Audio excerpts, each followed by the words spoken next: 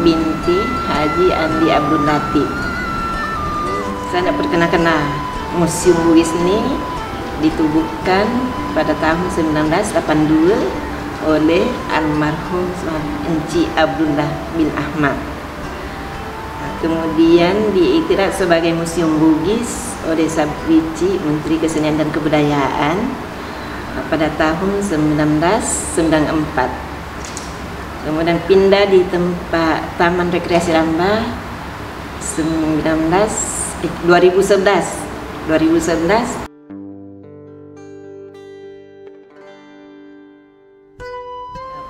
Bugis mulai masuk di tanah Melayu itu mulai dari Sulawesi Selatan, Makassar, masuk di Kalimantan, terus ke Sumatera, masuk ke Selangor. Kak Selangor ke situ dah berkembang. Jadi yang 5 bersaudara ni, Opu den Parani, Opu den Manambung, Opu den Marewa, Opu den Cenda, Opu den Kamase, dulu semua bertapat di Riau. Setelah jadi salah silat keturunan Bugis tu, artinya raja-raja yang ada di Malaysia ini semua berdarah Bugis.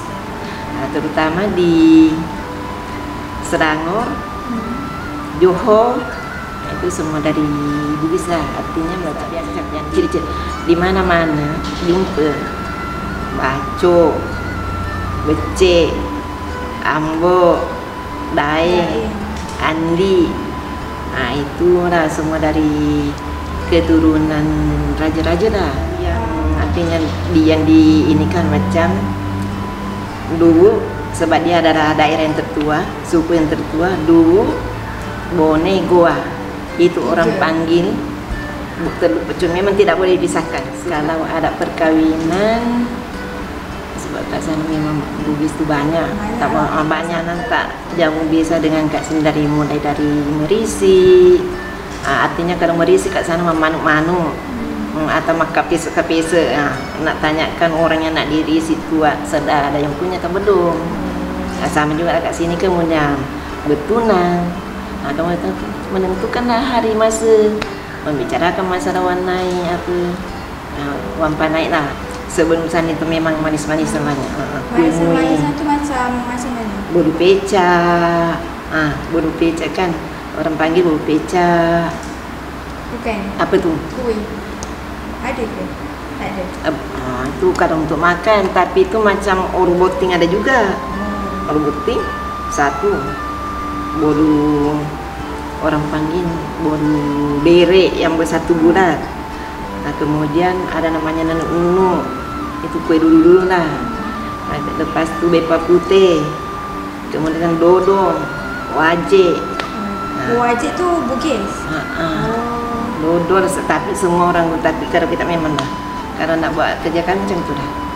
Ada semua isi yang rumah-rumah lain. Satu, rumah Bugis tu agak tinggi. Yang kedua, ada dia artinya lego-lego yang kat depan tu, atau yang samping rumah depan kan. Kemudian rumah tu ini namanya alih rumah, satu rumah besar. Kat depan ruang tamu, yang rumah tengah tu ada bilik-bilik, kemudian ada namanya rekyang atas kan.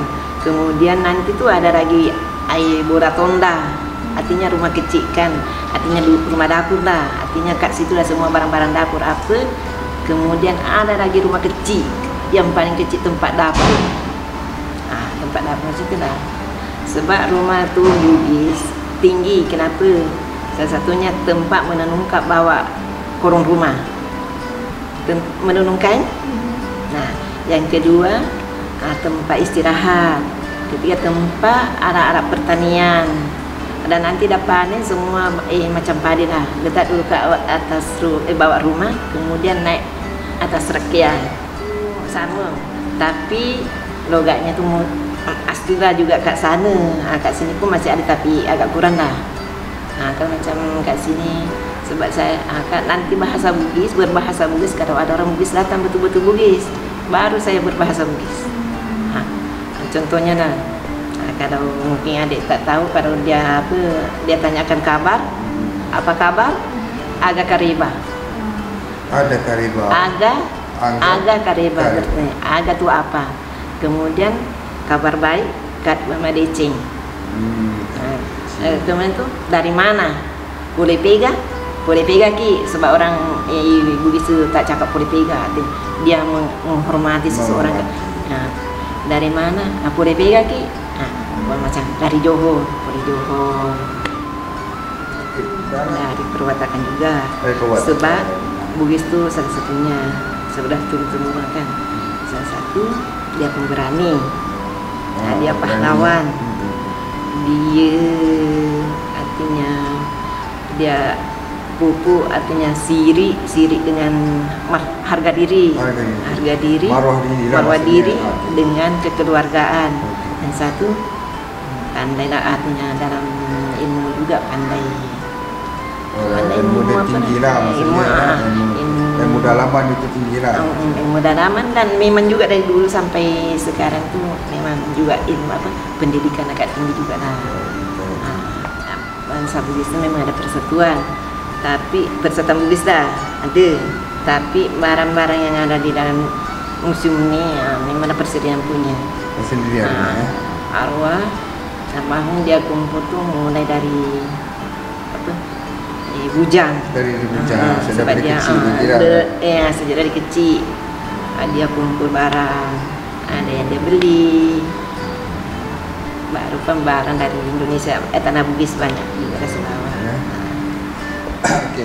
Saya mengharap kepada khususnya orang Bugis yang ada di mana saja berada di Malaysia nih, khususnya di Pontian, datanglah ke Museum Bugis ini.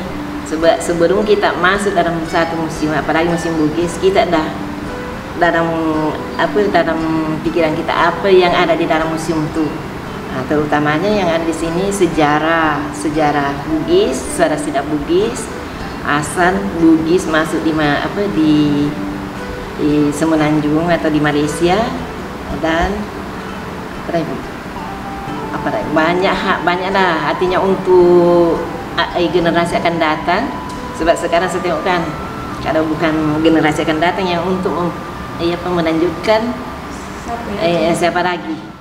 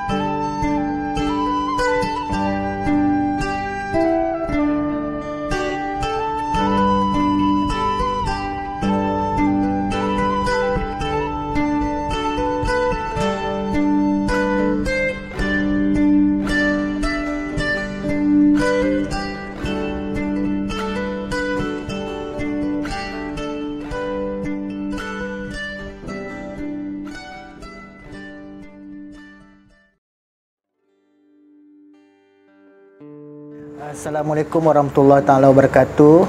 Nama saya Abdul Hadi bin Haji Ambu Intang. Saya tinggal dan menetap di Kampung Sungai Kuali, Kukup, Pontian, Johor.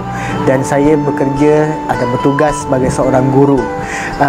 Dan pada hari ini alhamdulillah saya ingin menengahkan tentang berkaitan masyarakat Bugis.